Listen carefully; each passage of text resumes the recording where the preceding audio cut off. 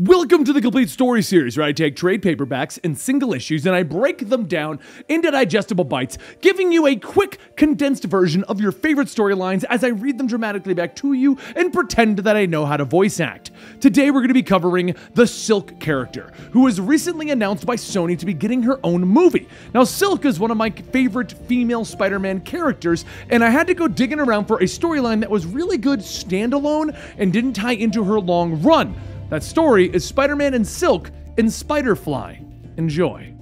As Peter Parker and Cindy Moon walk up the stairs of the rooftop, Peter asks, "So, Silk's working for Black Cat? Isn't that like, a bad idea?" And Cindy says that she'll give him the short version only if he promises to do her a favor. Peter tells her, okay, favor granted, so spill. And Cindy tells him, well, the long story is I'm working for Black Cat, but I'm undercover. Peter says, right, and this favor? And Cindy tells him that since she's working for Black Cat, she needs people to know that she's gone bad. A little fisticuffs with an A-list hero will help her case, and since she doesn't know any A-list heroes, Spider-Man will have to do. As the two reach the top and change into their costumes of Silk and Spider-Man, Peter asks, I'm not going to get the whole story unless I do this, huh? And Cindy tells him, well, you're not wrong. Once the two are out in the open, they begin fighting, and Cindy says, look, Cat has been stealing tech from everyone. I'm going undercover to stop it from within, that's all. But before the fight can really take off, the two notice an explosion off in the distance. Cindy asks, did you see that? And Peter tells her that he saw something, but his spider sense isn't tingling, so it's probably nothing. Cindy tells him, no, we have to check it out first, just in case. Then we can go back to our fake fighting. A short while later over in Queens,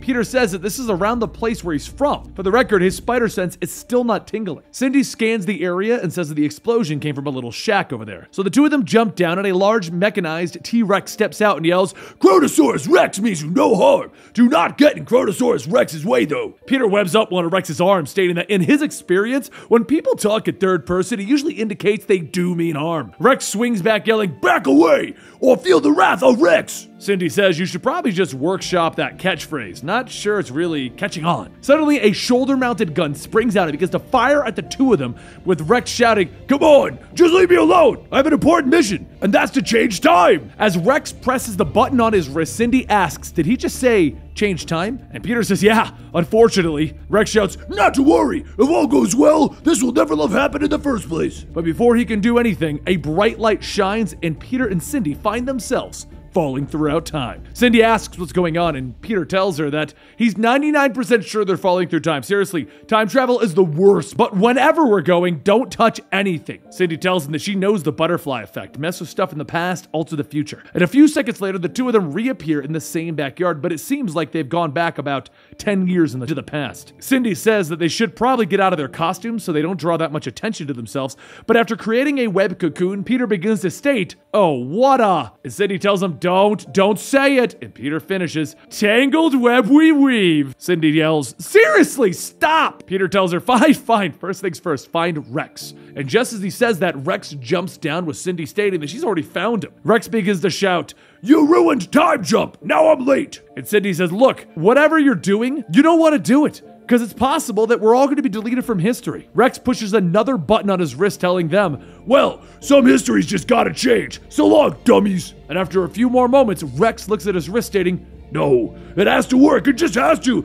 You guys ruined everything. Peter says, look, why don't you just tell me why we're here? Maybe we can help. Time travel is never the answer. Rex tells him, right now, I have to fix things. And maybe I can't travel through time again, but I can at least fix them. Peter tells him, come on, just let us help. We can. But before he can finish, a voice shouts, hands in the air, and kneel before Hydra. Peter asks if these are Rex's friends, and Rex says, I may have stolen the suit from Hydra in the future. And Cindy tells Peter, you're right, time travel's the worst. A man with a scar on his face says that he's been working on a device to travel through time for years with no success, but seeing it here, now working, that suit belongs to Hydra, and it'll be coming back with them. Cindy tells him, yeah, that's not gonna happen. And the man shouts, destroy the civilians and leave the thief to me. Peter and Cindy suit back up, and Cindy asks Rex, how about a timeout on our fight? And once we deal with these guys, we can go back to our fight. Rex tells her, deal. Peter Parker then webs up one of the men and then jumps into the group, but as the man with the scar fires his gun, Rex grabs another using him as a shield. Cindy then jumps into the fight, but before she can land any real hits, she's knocked to the ground by one of the mecha suits standing behind the group.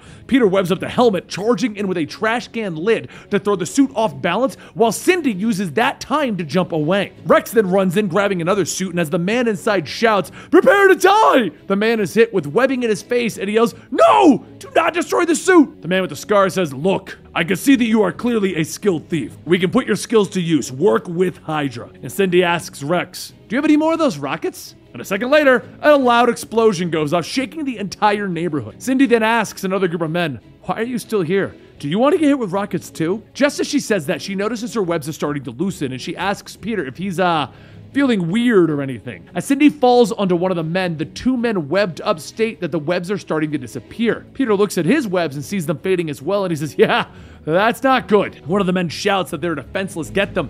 But as Peter knocks the guy out, he tells him that fists still work though. And Cindy looks at her costume stating, "Please be wearing clean underwear. Please be wearing clean underwear." As her costume fades away, Peter tells her, "Yep, clean underwear." And Cindy then says that this is what she gets for weaving a costume with her webs instead of actually getting one. She then asks what's going on, and Peter asks, "Sir, have you seen Back to the Future?" One of the Hydra men then says, "Yeah, like 1,000,000 times." And another man tells the first that he's not talking to us. The original man says, "My bad, I just love that movie." Rex then punches a hole into one of the mecha suits, and the man with the scar says that these two are powerless. Coming here and fighting them has changed the fabric of time. Rex then says, wait, this thing has a jetpack?" And as the man with the scar says, "Of course it does," Rex yells, "Later, jerks!" and he rockets off into the sky.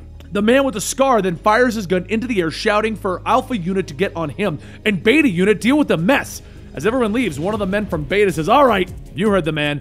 But then he sees Peter and Cindy have already left, and he yells, "Seriously?" Down the street, Peter and Cindy are running, and as they do, they hear the boots of the Beta Unit closing in. As the two hop over a fence, though, they come face to face with another Hydra unit, and Cindy asks, "Is there any chance we could just hug this out?" Peter then looks at the Hydra units and tells them, "You better think twice before that answer." She gives great hugs. Suddenly, the sound of guns clicking can be heard, and Peter punches the first guy, stating that hugs are great, simple yet healing. One of the men in the mecha suits then holds out his gun, stating that they can hug this, and before he can fire, one of his legs are hit with a shovel.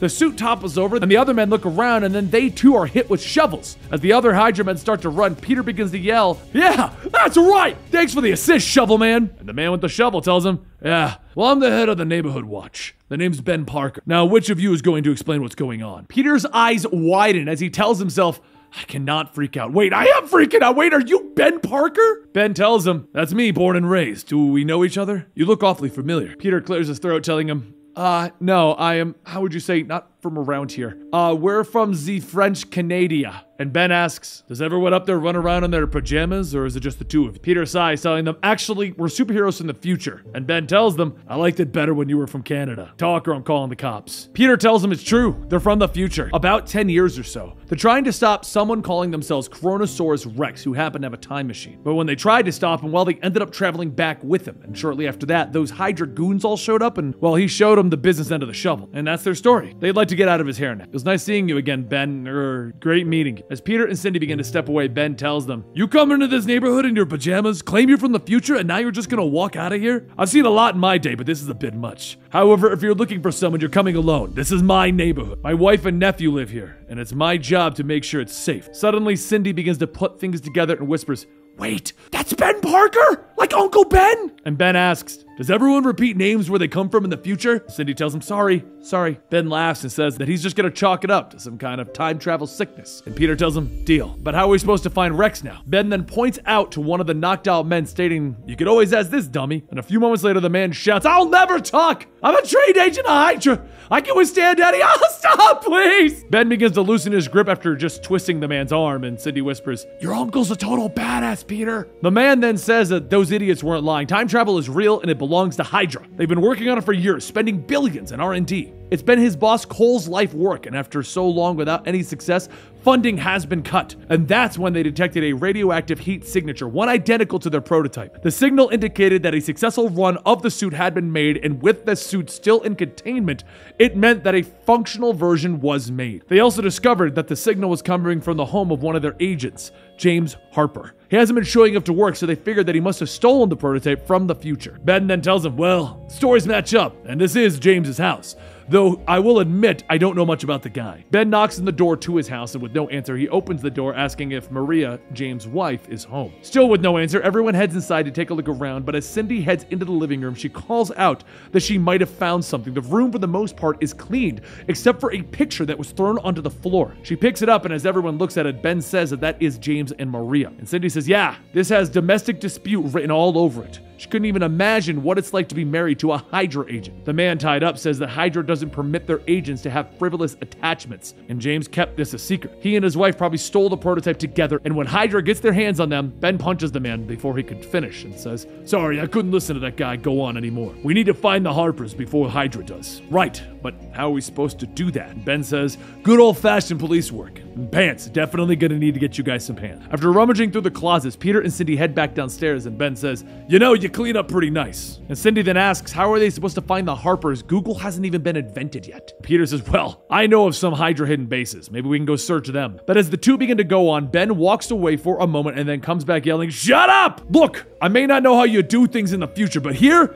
you can just read. And Ben holds up a note written by Maria that says gone to Martha's. Ben starts flipping through the address book and finds Martha's name, stating that it must be Maria's older sister, and they're gonna go pay them a visit. Meanwhile, over at one of Hydra's hidden bases, Cole walks in with two men holding a body bag, stating that sadly, James Harper of the future has eluded us. However, we have the next best thing. Be sure to remove the battery from the prototype. The thief will be here at any moment. One of the scientists then asks, how do they know the thief will come? And Cole motions to the body bag, stating, they have someone that James Harper from the future will surely need alive. James Harper from the past. Meanwhile, back over in Queens, as everyone heads outside, Ben asks, so what should I be calling you? Cindy says that her name is Cindy, and Peter says that his name is, Cindy whispers, you are so lame. Peter tries to defend it, stating, yeah, I'm lame. Cindy then asks, how are they supposed to get over there? It's not like they have Uber in this time period. And Ben calls out, how about I drive you? Peter then looks at Uncle Ben's car, stating, oh man, this is a great idea. The three begin their drive, and Ben asks, so if you're superheroes, how did you get your powers? Peter says that he wouldn't believe him if he told him, and Ben then says, is it something like the Fantastic Four? Peter says, yeah,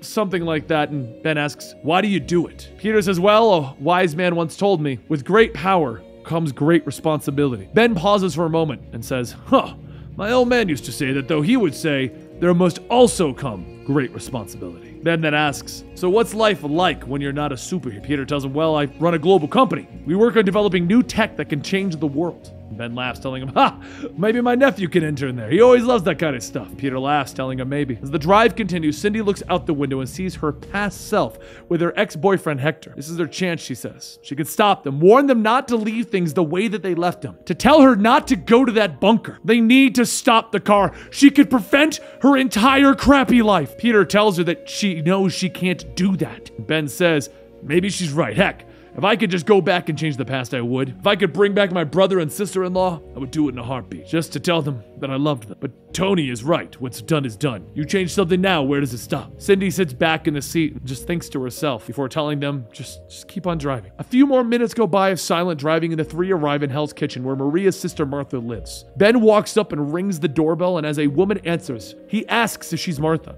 She tells him yes, and Ben goes on stating that his name is Ben Parker, and he's a part of the neighborhood watch of Forest Hills. They're looking for Maria, and they have reason to believe that her life might be in danger. Martha sighs, stating that it's James, isn't it? Please, come in. Maria looks at Ben and asks, what is Mr. Parker doing here? And Ben explains that they're here because she might be in danger because of James. Peter then adds, specifically from Hydra, and Maria says, yes, James does work for them. He is a bad man, isn't he? Shortly before she left, she had an argument with him about his new job, but while she found one of his Hydra masks, she told him that everything that she's seen on the news about them states that they are really bad people. It's too dangerous for him to go work with them. They have so much to lose now, especially with the baby on the way. He shouted that he was doing it for them, but James isn't the man that she married anymore. He's changed. Cindy asks if she knows that he is a loyal employee. Maybe he would have stolen something from them? Maria sighs, stating that she would hope that he did. It might almost make him human again. She tried following him once, but she lost him around Red Hook. If they do find him, please tell him that she never wants to see him again. Peter asks, what about the baby? Maria says that this is her baby now. She will not let her get caught up in all of this. Once the three head outside, Peter sits on the stoop, and Cindy says that they have a possible lead. This is sort of a win. Peter says, yeah, but We don't have powers. We can't change that fact. Maybe we shouldn't even try. Just then a newspaper blows by, slapping Peter in the face, and he pulls the paper away, and he looks at it stating that you've got to be kidding me. Peter jumps down stating, we're going to take down Hydra. Read this. And Cindy looks at the paper and says, you've got to be kidding. Ben asks if they would care to share with the class. And Peter says they'll explain on the way. But what they need to do is get across town fast. And as everyone gets in the car, they see the paper that Peter threw away with the headline, Science Fair, Radioactive Experiment. And as they leave, Rex watches from afar, stating, that's right, keep running. You have all the time in the world.